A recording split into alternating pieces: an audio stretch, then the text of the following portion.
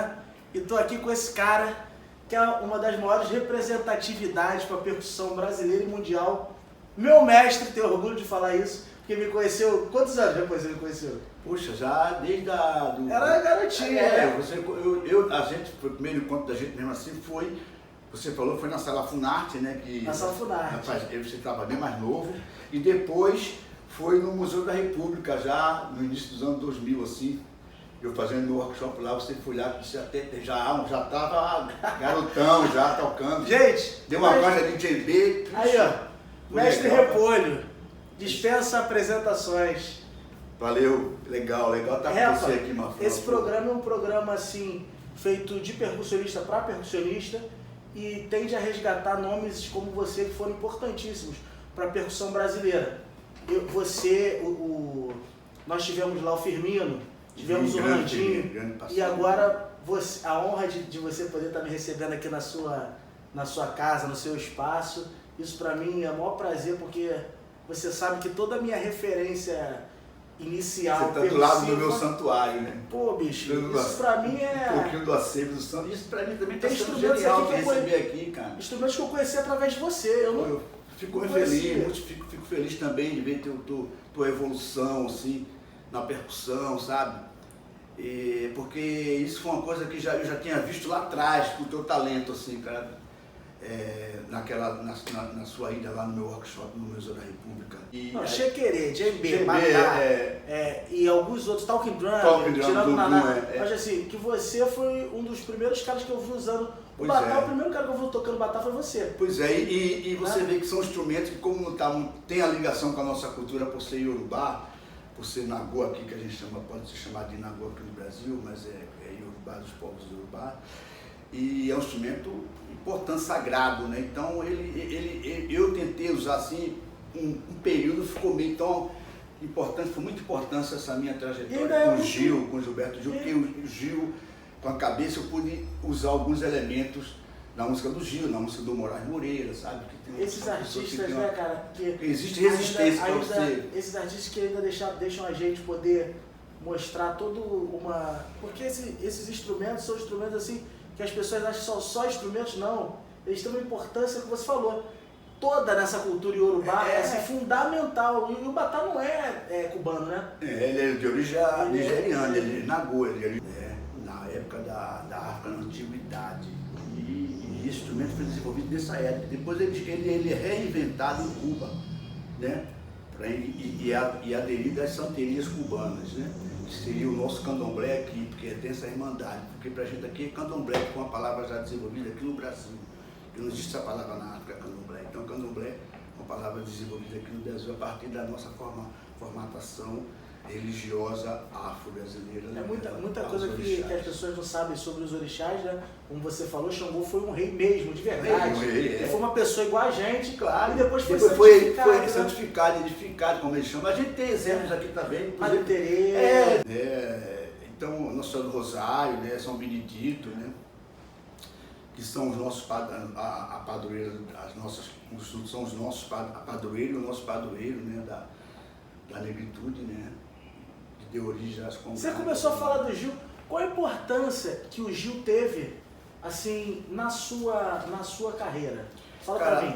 O Gil teve uma grande importância, sabe assim, porque já tinha importância a partir do momento, eu quando estava em Recife ainda, isso entre 72, que foi o início da minha coisa assim, do meu, dizer assim, é isso que eu quero, tá?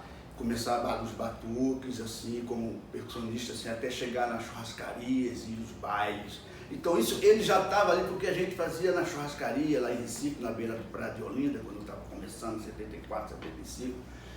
E já tocando música do Gil, tocando sucesso, tocando os covers, no baile. Então isso já era uma coisa interessante. Mas eu jamais imaginaria que quando eu viesse para o Rio de Janeiro e fosse um dia tocar com o mestre Gilberto Gil ali, fazer a percussão do Gilberto Gil ali. O Gil foi o primeiro artista que você tocou no Rio de Janeiro? Não, o primeiro, na verdade, o meu padrinho, assim, que eu sempre falo que é o meu padrinho, foi o Johnny Alf. O grande Johnny Alf. Grande Johnny Alf, né? É o nosso os percussores da bossa nova, né? Criou a coisa do bossa jazz, do samba jazz, assim. Essa coisa de trabalhar o samba tocado no piano com as harmonias de jazz, entendeu? Isso aí é daí que surge essa coisa do... Então o Johnny Alves foi que me descobriu em Recife, em 1979. Eu já tinha uma carreira em Recife, entre 74 e 79, foi minha grande trajetória em Recife, participando de festivais, tocando nos bailes, churrascaria, tocando com alguns artistas locais, participando dessas coisas, já estava no movimento forte. Foi aí que eu conheci o Johnny Alves, me descobriu nessa época e me trouxe para o Rio de Janeiro para tocar com ele, quando ele estava sendo resgatado pela Sala Funarte naquela época, no primeiro projeto Pixinguinha. Aí eu cheguei aqui com o Johnny Alves, para tocar com o Johnny Alves. Toquei um pouco com o Johnny Alves, porque o Johnny Alves era muito tranquilo, ele não gostava de estar viajando, então a partir dele eu fui batalhando. Já chegou bem então, né? Já chegou. Foi uma escola assim, há pouco tempo que eu tive com o Johnny Alves, foi um grande aprendizado em relação a essa coisa. Foi aí que eu comecei a me aproximar do jazz, assim. Ele te apresentou esse outro universo, né? Essa coisa de improvisação. Entendi. Porque eu cheguei com o Johnny Alves com um parzinho com essas minhas, essa aqui são os meus, são os pais, são 2 atabaques que eu desenvolvi na época para tocar na banda de baile Os Tártaros, lá em Recife, uma das melhores bandas de baile de Recife. Eu fui tocar logo nessa banda de baile, ainda na época não tinha tumbadora, a onda chamava de tumbadora, era difícil você conseguir uma tumbadora, só tinha o bongô caramuru. Então eu tinha meu bongô caramuru, mas eu tinha que ter uma tumbadora por causa da discoteca, que era a época da discoteca, 78. Então disco, né? Aqui no Rio já tinha estourado, dança indígena. Então aí chegou no Nordeste a discoteca. Então as bandas de baile tiveram que incluir um cara tocando tumbadora para fazer tudo no pá, tudo no pá, tudo no pá, tudo no pá, tudo no pá, tudo no pá.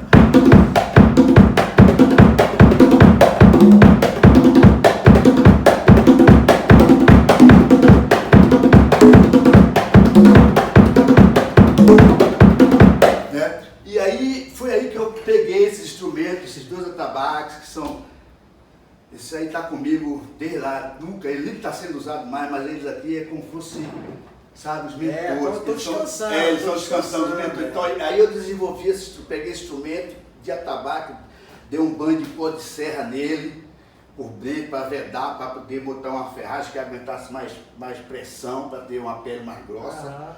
Mas a boca igual, e tocando com técnica praticamente de Madilu, nós ainda não tinha técnica de conga. Entendi. A minha técnica ainda não é técnica de conga, essa de... Atabaque é de lu, entendeu?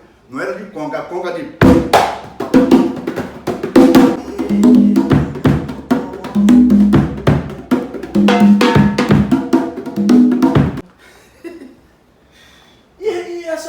Repolho, já veio de Recife com o Repolho, esse apelido? Como é que foi isso? Não, Repolho é um apelido assim, um pseudônimo, né, o apelido, que vem desde Recife ainda, quando criança, né, eu deveria ter 5 anos de idade e a minha casa estava sempre cheia de gente, né, porque essa coisa de família simples, né, e a gente estava sempre cercado de pessoas, de amigos lá na comunidade, lá no meu bairro de Água Fria, né, que é um bairro bastante grande, assim, considerado o bairro de maior concentração de cultura afro-pernambucana, né?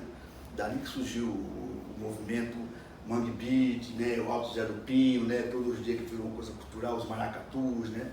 Toda essa cultura assim, tem muito dali de maracatu nação, né? Os terreiros de Xangôs, né?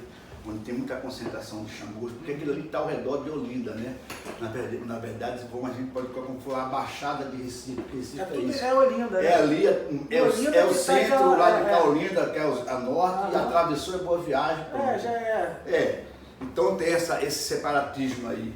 Mas a gente, de lá para cá, a gente vem trabalhando, a gente está na resistência lá, a nossa cultura está na resistência, porque... E agora a partir do Chico Sainz, essa coisa vem mais à tona. Mas a sua, qual foi o apelido vem a partir daí, porque um amigo do meu pai chamado Everaldo, era super brincalhão, então ele chega lá em casa, eu era pequenininho, baixinho, gordinho assim, todo parrudinho, e lá no Nordeste quando a gente é parrudinho assim, aí os caras começam, pô, Repolhinho.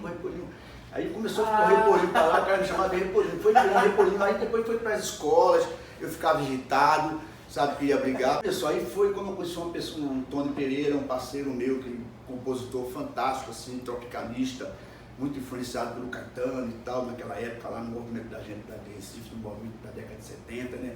Já era uma coisa que já tinha acontecido ao seu Geraldinho Azevedo, ao seu já estava no Rio, com o Vô Danado Pacatende, E a gente lá, o movimento continuando lá em Recife, como teve o Mangue Beat.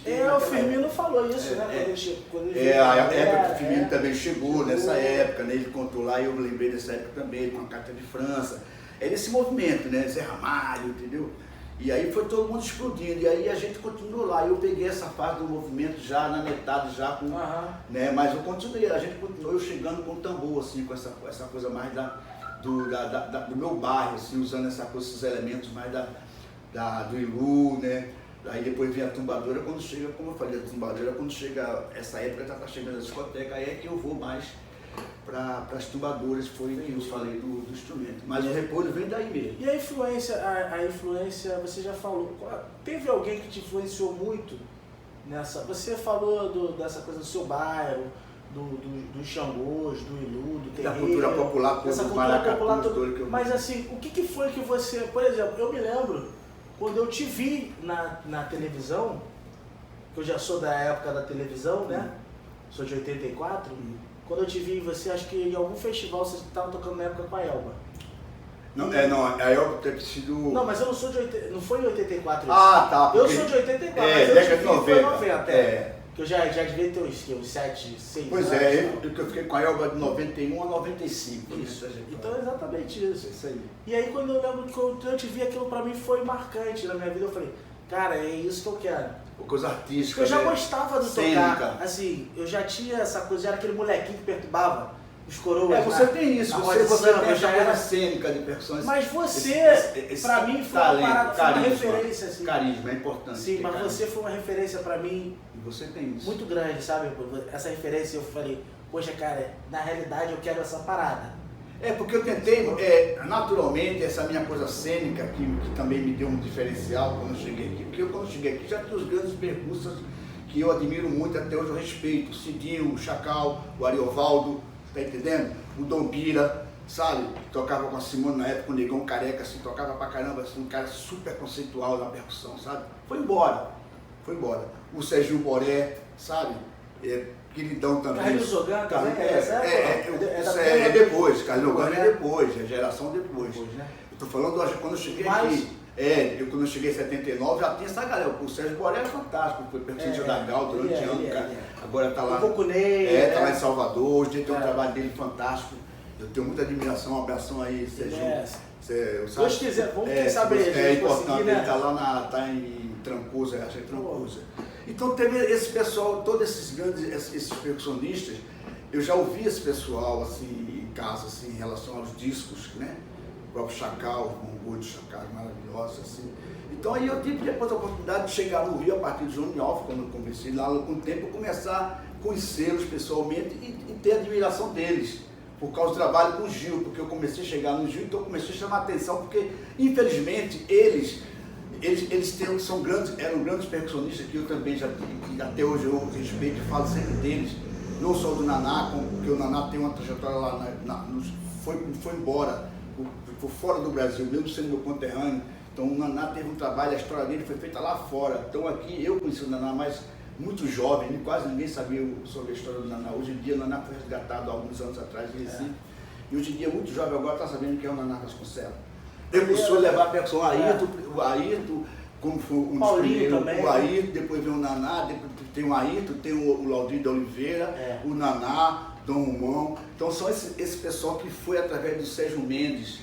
Aí o Paulinho da Costa já vem bem depois, já é uma geração mais na frente, né? Que se enquadrou nessa coisa tudo através de Sérgio Mendes, né? Que o Sérgio Mendes foi o grande padrinho de todos eles, e que botou, e o Paulinho se tornou uma referência em termos de gravação de estúdio. Mas antes do Paulinho, que vem a partir dessa coisa de Michael Jackson, toda aquela coisa da percussão de estúdio, que é importante, né? Que é uma grande referência nesse sentido de percussionista de estúdio. Eu tinha um percussionista que eu via, que é o Ralph McDonald, que é antes do Paulinho de Los Angeles, era o grande que gravava tudo, essas coisas de sequência, trabalhar percussão com sequência. Então eu, pela minha visão assim, de buscar, pesquisar, pela minha coisa assim, que eu sou da mesma época, eu imagino que o Ralph McDonald, ele tenha sido um pouco da influência do Paulinho, né? Paulinho, essa coisa de percussão de sequência. Do loop, né? Do loop, aquela coisa. Porque o Raul Palucci gravava tudo, os discos do Jorge Benson. A minha influência mesmo, eu nunca tive assim uma coisa de... Vem das bandas da black music americana, né? Do rock, você falou. Do rock, né? Vem de bandas, assim, né? Naquela fase da década de 70, chegando a black music brasileira, o Tom Tornado, Lady Zu, né? Tim Maia, né? Bebeto, toda essa coisa, o samba rock, né? Você tem uma história boa com o Tim Maia. Como de... é que foi a história com o Tim Maia? Fala aí. Que você já era famoso e o Tim Maia fala Não, então a história do Tim Maia é interessante, porque eu tava isso já é década de 90. O Tim já figura, né? Então eu tava... Você tava na revista da onda. Eu tava com a Elba Ramalho, tocando com a Elba. Tava tocando com a Elba. E aí o Tim começou a me procurar lá, assim, ligar lá. Eu achei que o Tim me procurando pra tocar, fazer um som com ele. Eu acho que ela teve a escola de samba, ele foi campeão. E teve o show do Tim, eu não lembro qual foi a escola agora. E era o show do Salgueiro, Tim. É o Salgueiro. Eu toquei na quadra, teve um show lá do Tim Maia, com o Paulinho Black, a galera toda, assim, a galera Vitória Regia, todo o Paulinho Black, engraçado, cara. E aí... O Tim começou a me ligar. Aí eu cheguei, eu estava com a Elba viajando, na época a gente estava trabalhando direto, assim, a gente sempre estava trabalhando bastante. E eu digo, não, mas tinha um espaço. Aí eu falei, tá legal, aceitei fazer. Aí ele marcou comigo para ir na casa dele, lá na Lagoa, assim, sabe, dar uma passada com ele. Eu achei que não tinha banda para ensaiar, não, era eu e ele. Ele tinha essa coisa, de chamar o cara para tocar, e chegar para lá, ensaiar com ele, entendeu? Ele tinha uma bateria lá, um Tigona lá, que ele sentou na bateria qualquer no quartinho lá, bicho. Aí demorou pra caralho pra ele chegar, pra ele sair. Que a menina que atendia... Aí mandou ele ficar lá no quartinho. Guarda o seu tio já vem. Seu tio já vem. Que vai aparecer, daqui a pouco ele aparece. Aí, dá um repolho, ó, o negócio todo aí, como é que é repolho, pô, nessa, porque não sei o que, foda, caralho. Pô, você é foda. Aquele negócio dele todo assim, ele já desceu a amigo. Aí eu peguei, botei as percussões, tem essa história, botei as percussões ali do lado, né? Levei um negócio pra pegar, eu reconhecia, eu tocava o cara nos bailes lá, até cheguei a cantar alguma coisa. A vida inteira, né? Não sei por que você se foi. Eu na banda de baile que a gente tinha lá, meus amigos lá em Recife, na época, eu já começando meu negócio de baile, uma das músicas só, eu não era muito de cantar, hoje até não canto, eu digo que sou cantador, não sou um cantor. Mas na época do baile alguém tinha que cantar alguma coisa, e sempre eu gostava de cantar Tim Maia, que eu tinha um cabelo black power, e eu cantava essa música de Tim Maia. Assim, e aí quando ele chegou... Quando chegou, eu botei clave, não sei o que, meu amigo. Aí ele começou, vamos passar, porque essa música... Aí ele solfejando e levado, eu com ele ali, tudo bem. Aí teve uma hora lá engraçado, porque ele tem que ser tudo aquilo, ele é 2x4, né? Tim Maia, é um som que pensando nisso, não é americano, é um negócio que tá em 2x4, então. E o hi-hat tem que ser um negócio, você não pode ter uma que alta, assim, trabalhar em que alta, assim, que ele, essa onda de suspense, Aí eu botei o negócio, botei uma onda numa cabeça, não, repolho, calma, porque não sei o quê, porque eu botei uma clave assim, só fazendo uma clave, dando uma latinada assim na situação, porque aí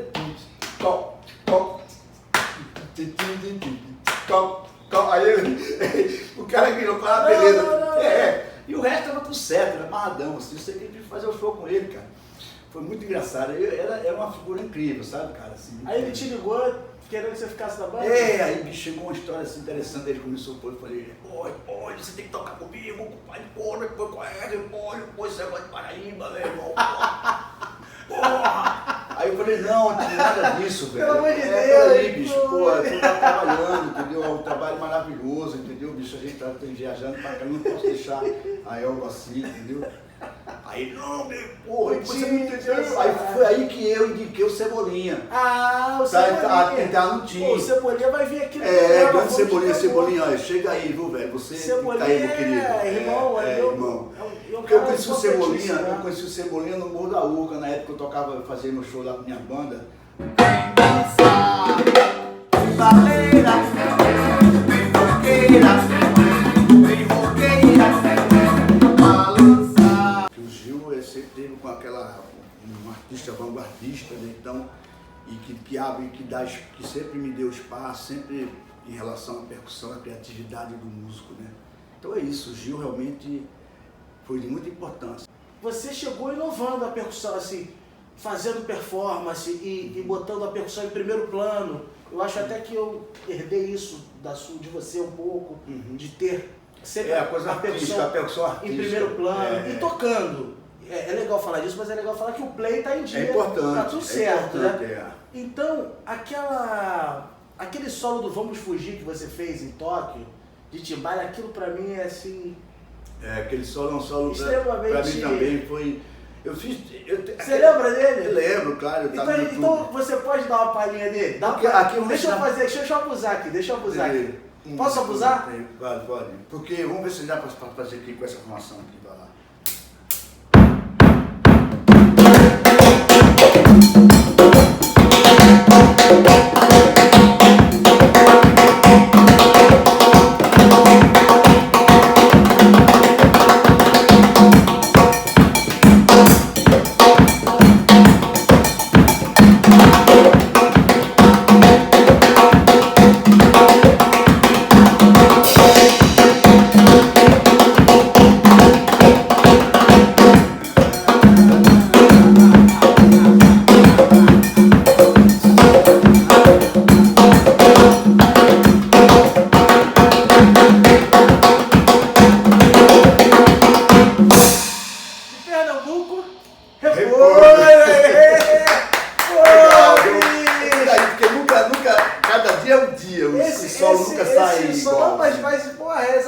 Esse solo, cara, é dobrado, né? Pra mim é a mais música ela vem, pô.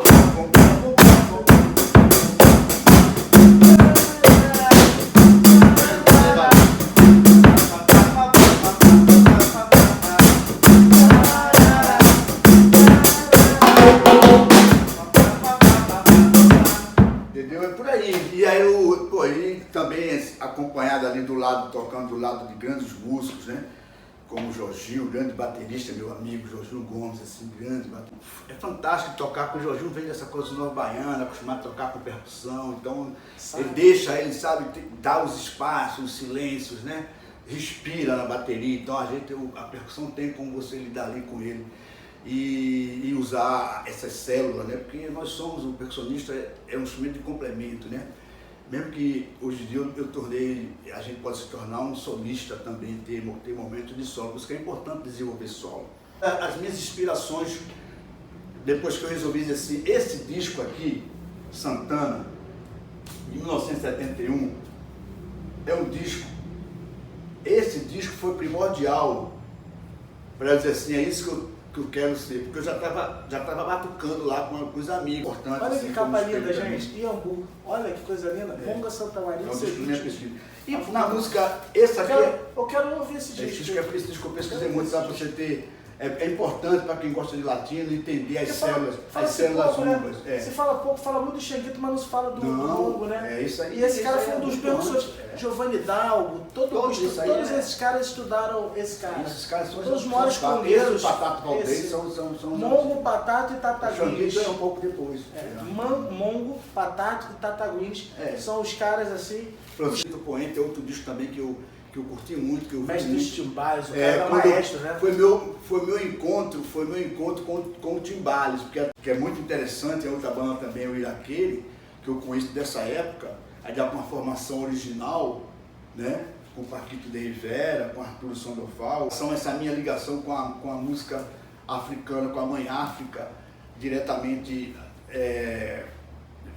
ligada à minha nação nagoio pernambucana, vindo da África Ocidental, é esse daqui, nigeriano, grande nigeriano, Fela Kuti, né? Isso quando eu comecei foi meu primeiro contato com Afrobeat, né? Contato com o Fela por causa do trabalho também com o Gil, porque o Gil já conhecia o Fela, falava muito do Fela, já teve com o Fela na Nigéria, então quando ele gravou o Refazenda, né?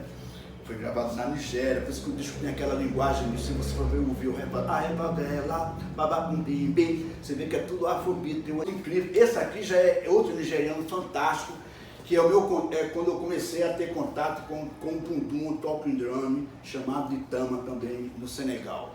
Todo mundo hoje em dia já conhece. Quando eu comecei a ter meu primeiro talking drum, eu tive em 1983. Eu já estava usando talking drum do Gil. Né? Pô, vamos mostrar aqui o dicionário? É isso aí. Porque esse dicionário aqui, todo percussionista tem que ter. Dicionário ilustrado de ritmos, instrumentos de percussão. Esse daqui é um livro que eu tenho. Eu fui lá na primeira edição. Esse já é a segunda edição revisada. Né? E todo percussionista tem que ter, porque é importantíssimo.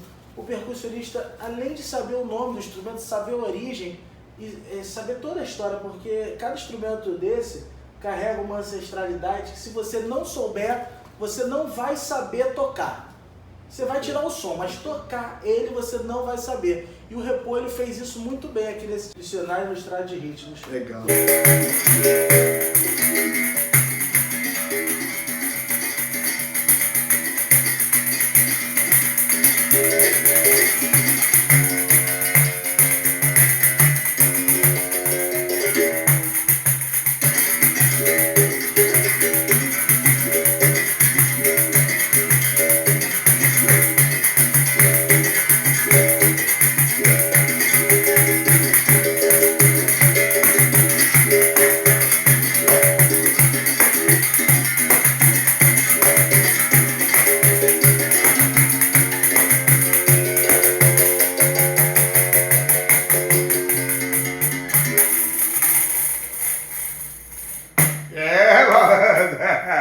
Grande Manfred! Porra, meu mestre! Poxa, que é isso? E esse pandeiro aqui, ó, Rodrigo Fontinelli! É, o Rodrigo Fontinelli, nosso parceiro, né? Grande Rodrigo. Parceiro, pandeiro Maravilha, isso top. aí. Aí entra a minha carreira solo com esse disco aqui. Não, peraí, mas é o seguinte, esse disco aqui é o Tribal Tecnológico. É disso que eu ia te perguntar agora, você então tá muito nervoso, cara! Então, Desculpa, meu. o Repolho, além de ser esse cara, pô, super ligado a ritmos de toda a parte do mundo e de dominar bem essa cultura, porque o lance de você não ter acesso, ele é de uma geração, assim como eu também sou, apesar de ser mais novo, que você não tinha acesso. Você não tinha acesso, como ele falou. Ele tinha que tocar conga, mas não tinha conga no Brasil, não tinha conga. Então ele pegou a tabaca, apertou, deu jeito, não sei o quê. Então você não tinha acesso, então você corria mais atrás de aprender. Aí eu fui tocar no Morro da Urca com a minha banda lá na discoteca Mama África, com direção de Nelson Mota, e eu era o diretor musical. Eu já tinha fazendo esse trabalho, já estava com esse trabalho com o Nelson Mota no Leblon, que era uma discoteca mais pequena, que o Nelson Mota chegou da Europa com essa ideia de play front. Play front lá na Europa significa tocar de frente, que já era aquela coisa que hoje em dia virou moda, que era o negócio do DJ e um percussionista tocando junto, às vezes era um saxofonista. Isso já existia em Londres, nas boates de Londres. E o Nelson Mota, quando chegou lá de fora, que ele estava exilado, quando o Nelson Mota volta para o Brasil, ele volta com essa ideia. Aí ele até procura, tem uma história que ele procura quem? Procurou o Massalzinho, estava já começando a ficar pegado com vários trabalhos, não sei o que, já gravando o Márcio Montarrui, já estava começando a entrar no métier. Então ele não peitou o projeto. Aí o Nelson me procurou, eu fui, encontrei com o Nelson, e o Nelson contou a ideia que ele estava querendo fazer isso no Brasil, trazer essa ideia do play front, tocando de frente, que era DJ, e a gente, mas só com percussão brasileira. Foi aí que o Nelson Mota, eu topei o desafio, falei, então tá, vamos lá, fechamos o contrato, aí arregimentei quem para fazer comigo. Foi quando eu chamei o Edinho Souza, que o Edinho já estava vivendo lá em casa, lá, começando comigo, pegando as dicas, vindo lá de Benfica, que eu depois botei para tocar com o Pepeu Gomes, o meu querido, eu gosto muito dele. O Edinho, o Edinho chegou até um pouquinho antes, chegou antes da Regina. Aí depois desse negócio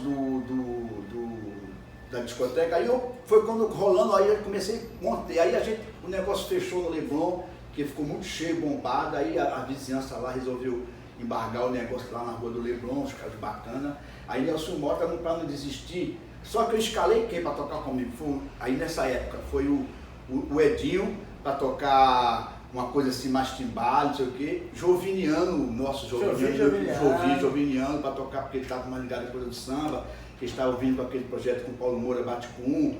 Então aí ele, Marcos Suzano. Aí eu chamei o Joviniano para tocar essa parte mais de pandeiro, cuíca, porque era tudo para tocar tudo em cima de música africana, mas eu usando elementos brasileiros em cima dos trabalhos das bandas que eu escolhia para tocar juntos, escolhido. E o Negreiros.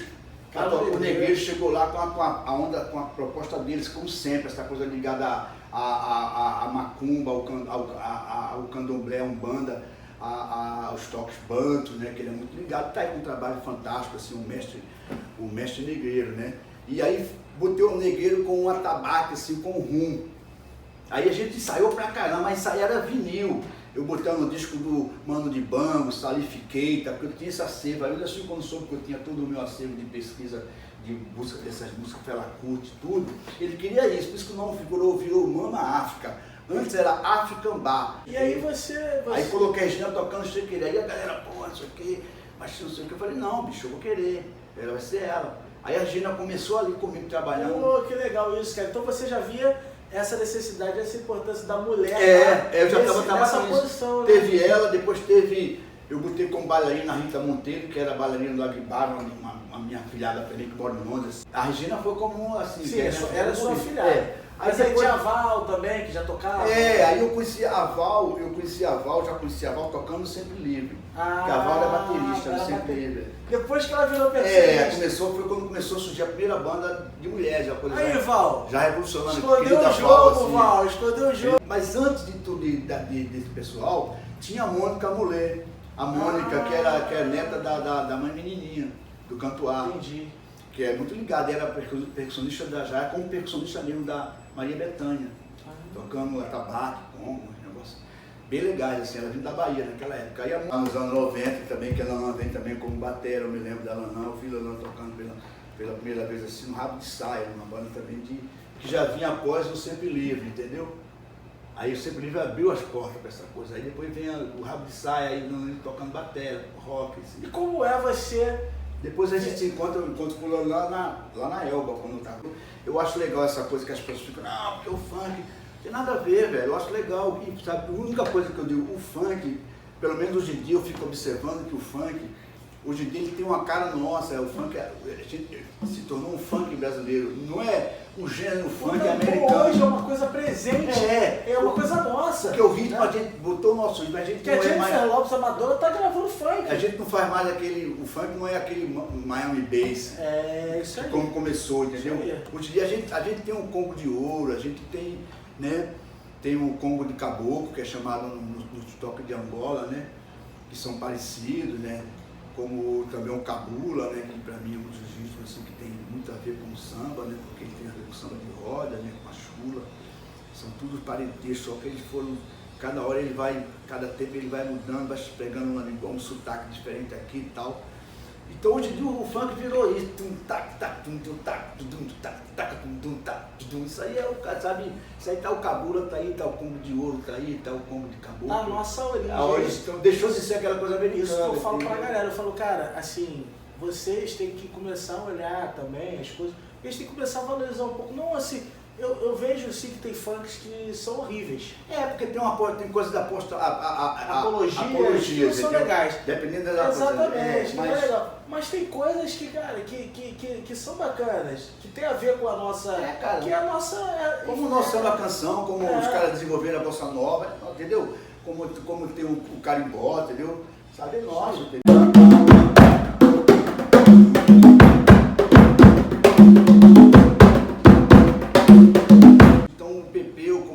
Chegado com a onda da guitarra, acostumado com batera, ele sentia a força do pedal, do grave. Aí foi quando eu comecei a adaptar isso. Então no Japão eu até gravei o disco, né? Que esse disco gravado aqui, eu até mostrei, né?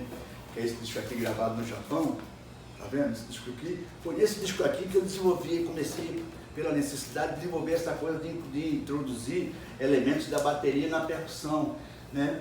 Porque eu também já tinha uma inspiração, que eu já tinha ouvido, a minha inspiração desse negócio veio do Alex Acuna, que é o grande Alex Acuna, que já fazia isso na época do Al Jarreau, tocando conga com bateria junto, fazendo tudo ao mesmo tempo, com a mão esquerda tocando conga e a outra mão na bateria completa. Então isso aí, essa necessidade me fez eu criar esse set, que de lá para cá eu venho desenvolvendo, e agora a coisa ficou muito mais em evidência pela economia, pela necessidade. Aí a mesma coisa acontece com o percussionista hoje em dia, o cara é percussionista, aí ele já começou com essa necessidade a botar um pedal aqui, né, uma caixa aqui e virar um negócio. Eu montei um show todo com a Cléo Pires, né? Eu gravei o disco dela, que eu era o baterista e o percussionista, tocava bateria em pé. Eu vi aquele sucesso muito bacana. Aí tocava timbal com pedal, aí tocava... Fantástico.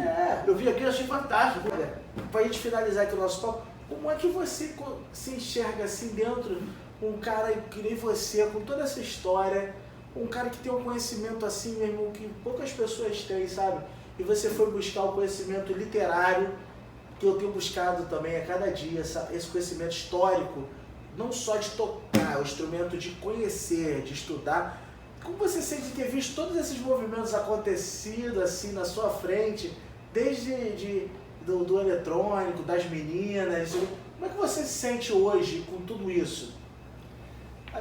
Eu me sinto assim, um cara assim, me sinto assim, sempre buscando, sabe, cara? Eu sou inquieto, assim, eu sou muito inquieto, eu não paro, assim, eu não me preocupo com a minha idade, assim, sabe? Minha cabeça, até minha esposa às vezes ela fala assim que eu sou muito assim, intenso, entendeu? Ela é mais tranquila, né, psicóloga, então ela tem toda uma coisa assim mais... E ela fala, pô, mas você às vezes, eu sou muito intenso, porque eu estou o tempo inteiro assim, com a cabeça assim, buscando coisas, novidades, sabe? Querendo estar com o novo. Então eu vejo hoje as coisas acontecendo, eu gosto de hip hop, eu gosto da música, tem coisas da música eletrônica, que eu gosto dos beats, eu gosto de dub, ao mesmo tempo eu gosto de jazz, sabe? Gosto de guitarra, sabe? Eu sou assim, minha cabeça assim, mas... E é isso, eu acho que eu admiro as coisas que estão vindo, tem coisas boas chegando, sabe? Gente nova fazendo coisas legais, assim, umas coisas conceituais que eu gosto. E tem as coisas assim bobas, tem coisas bobas, mas ritmicamente falando são boas, entendeu? Agora, aí a gente tem ritmia, porque eu gosto de tudo, eu não estou contra nada, entendeu? Mas eu acho que eu posso resumir, eu acho que você tem se sente... tem sertanejo bom também. Eu acho que entendeu? você se sente com 19 anos de idade. É isso que eu acho, cara. Isso que é o melhor de tudo, cara. Eu acho... Ó, bicho, então é isso aí, ó. Foi com o mestre Repolho, cara. Esse cara foi o cara que eu me inspirei, bicho. O primeiro percussionista assim que eu aprendi, que eu conheci. E depois eu conheci o cara que foi o meu mestre mesmo, assim, que foi o Dom Chacal, através dele. Grande Chacal. Porque eu tava no show dele, na Sala Funarte, ele falou, cara, eu queria chamar o cara, um dos caras mais importantes da minha carreira aqui, que é o Chacal. Foi ali que eu conheci o Chacal.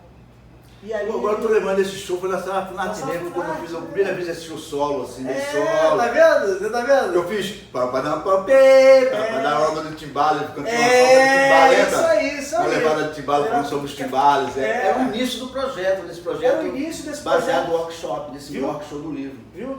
Então, Caraca, e aí, cara, pô, tô te falando, o Chacal foi lá me prestigiar, anos de uma idade, surpresa ele lá, bicho. Velho. Ele cara, era fantástico, né? Ele tá na luz, tá na luz. O que você deixa aí pra galera de uma dica? Dá uma dica pra galera aí nova, que tá começando a tocar, pra quem já toca também. A dica que eu dou pra essa galera aí que tá vindo aí, que tem uma galera legal, eu tô observando, acompanho essa galera aí, tô ligado no Instagram. Isso é verdade, ele é ativo no Face, no Instagram. Porque é importante a gente ver o que o cara tá fazendo, que a galera tá fazendo, pra você poder ver o caminho que você tem que tomar. Não é para você copiar de ninguém, a gente tem que ver os caras lá tocando, os bambambãs, mas não é pra gente saber o caminho que eu estou indo por aqui, então eu estou indo nesse caminho. Eu tenho meu caminho, cada um tem seu caminho. Então o que eu falo é o seguinte, que não basta apenas batucar, tem que fazer música. E aí eu aprendi isso. Eu também vim como batuqueiro, sou autodidata, eu não tive a oportunidade de estudar em escola nenhuma, nem aprender percussão com ninguém. Hoje em dia está todo mundo podendo ter essa possibilidade de YouTube e ter vídeo aula, o canal de aprender. Eu tive que aprender ouvindo vinil ali, tirando as músicas para os bailes, então criar minha própria técnica. Hoje em dia eu conheço todos os grandes percussionistas que eu admiro, que tenho respeito e que me inspiram também, assim, eu não digo assim, que é isso, mas que me dá inspiração para eu poder seguir um caminho. Então é isso que eu falo, é buscar conhecimento sempre, manter a humildade, né? Ter humildade não quer dizer que você tem que ficar, não, bicho, ter humildade, mas manter a dignidade, porque a dignidade ninguém pode comprar não, entendeu? Não pode perder a dignidade para ficar em gig, entendeu? A hora que a gente fica nas gigas, a gente faz tudo para ficar nas gigas, porque é importante, a gente tem que trabalhar, a gente tem que ter jogo de cintura, mas a gente tem que manter nossa dignidade. Então, se não mexer com a dignidade, a gente faz estar ali, para a gente dar o nosso sangue ali, tocar pra caramba. Então, é buscar conhecimento, sempre estar aberto, não ficar fechado, eu só toco isso, só toco aquilo. Se ficar aí, vai se ferrar, não vai ganhar, não vai sobreviver. Então vai fazer percussão e vai vender laranja em algum lugar, alguma coisa. Mas se for viver do tambor, tem que ter a cabeça aberta, tem que estar ouvindo tudo, tem que buscar referências para poder chegar. Quando for gravar, o cara fala, eu estou querendo gravar um Zouk, aí você nunca ouviu o Zouk, como é que você vai saber o que é o Zouk? Você tem que ter ouvido o Zouk, mesmo que você não goste de Zouk. Você tem que ouvir Zouk para quando for gravar, o cara pediu a bicho, fulano, depois a música que eu tô gravando aqui é uma da minha Zouk e tal. Você nunca ouviu o Zouk, a reggae, mas se você nunca ouviu o reggae, como você vai saber a célula? Como é que você vai? Aí você vai fazer um negócio e vai pagar mico. Então, é importante isso, eu falo sempre isso, não ter preconceito com nada, assim, musicalmente. E seguir em frente, meu irmão, lutar sempre, resistir sempre. É isso aí, fome de tambor, meu irmão. Fome de tambor me alimenta, tambor me fortalece a cada dia, Pô, Tchau. eu não tenho... Axé. Eu não tenho nem palavras, bicho. Esse cara Axé, meu aqui, filho. bicho. Oh. Preto velho também vadiou, preta velha também vadiou, seu Manuel também vadiou. Tá no baque virado, samba de caboclo, se andar na praia, bebo na praça. Baque virado, samba de caboclo, se andar na praia, bebo na praça.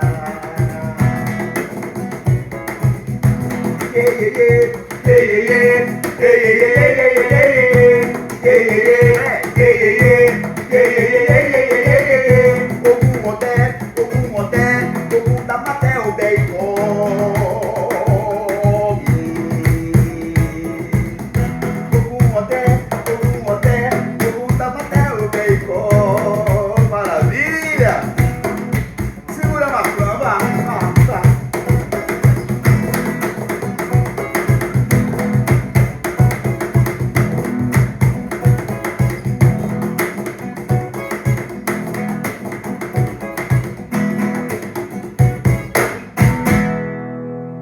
aí, tá vendo? É, meu irmão, ritmo Eu não podia ficar fora dessa, bicho. e harmonia. É, moleque. Pô, que